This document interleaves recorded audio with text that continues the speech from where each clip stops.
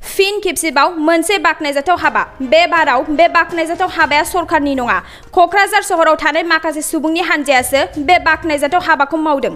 जाय हानजाया फुंबिलिनि समाव मर्निं वाक खालामनायजोंनो लामायाव थानाय दाखोर दालाफोरखौ साखोन सिखोन खालामलाङो बे हानजानि मुङानो जाबाय सैमा आथिं हानजा थांनाय समाव बे सैमा आथिं हानजाया फुंनि समाव थाबायनाय मुङैनो कक्राझार सहरनि सानजा फारसे थानाय फ्लाइअभाराव साखोन सिखोन खालामनाय हाबाफारि लानायनि थाखाय भारतनि गाहाय मन्त्रि नरेन्द्र मोदी बिथांजों साबायखर बावहरजादोंमोन बेबायदिनो बिथांमोननि सैमा आथिं हानजाया दिनै बावैसो हरखाबै स्ट्रक जानानै पेरालाइज बेरामाव गोग्लैना थानांनाय कक्राझारनि सासे सिनियर खौरांगिरि दा सेन्टिनेल खौरां बिलाइनि खौरांगिरि अजित बसुमतारी बिथांनि न'आव थांनानै खौरां लाहैनायनि गेजेरजों गोजौ फाहामथाय लानो हाबावनाय बादिनो 18,500 रांनि अनसुंथाइ हैनाय जादों आरोबाव बेबादिनो बे सैमा आथिं हानजाया सुबुं समाजनि नांगौ हेफाजाब होलांबाय थागोन आरो हाबा मावलांबाय थागोन होननानै मिथिहोदों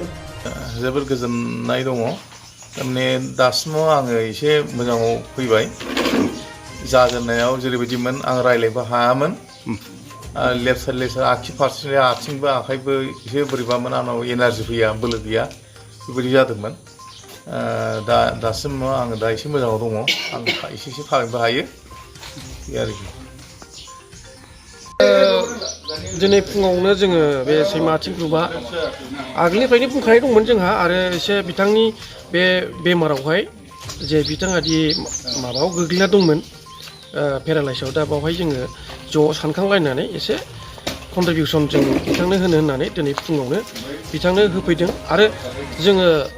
बिथांखौ जों दिनै बहुद साबसिन नुदों आगोलाव जेरखममोन बिथाङा जे आखिनि आखाइफ्रा बारा माबा जायामोन आरो रायलायनायाव स्पस्त नङामोन दा जोङो रायलायनायखौ मोजां नुदों आरो बिनि आथिं आखाइ फिजिकेलिखौ जों मोजां नुनो मोननाय जादों ग्रुपनिफ्राय फैनानै जोङो बिथांनो एसे 18,500 जों बिथांनो एसे कन्ट्रिबिउसन होनाय जाबाय बिथाङा बेखौ आजावना लाबाय नोंथाङा सरखारि साख्रि नागिरदोंना नोंथांनि थाखाय मोनसे गोजोनथाव खौरां नोंथांनि थाखाय दं एडुकेट पइन्ट जेराव नोंथाङा सोलोंथाइ लानायनि गेजेरजों सरखारि साख्रिनि गुबुन गुबुन रोखोमनि गोब्राब आनजादफोरखौ उथ्रिसारनो हागोन आरो गावनि आथिङाव गसंथानो हागोन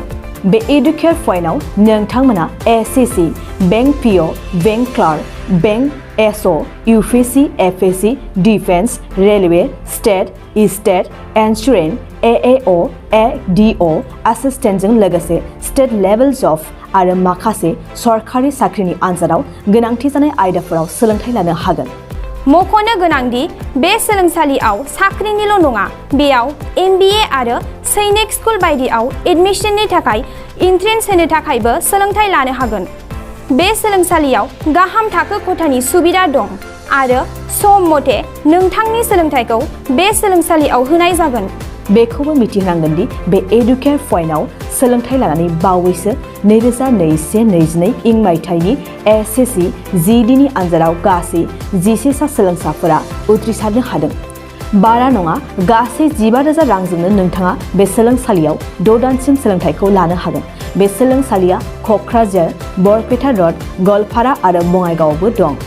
क'क्राझाराव सोलोंथाइ लानो गोसो गुदुं जानाय सुबुंफोरा 70020261133 9101 536360 70020261133 9101536360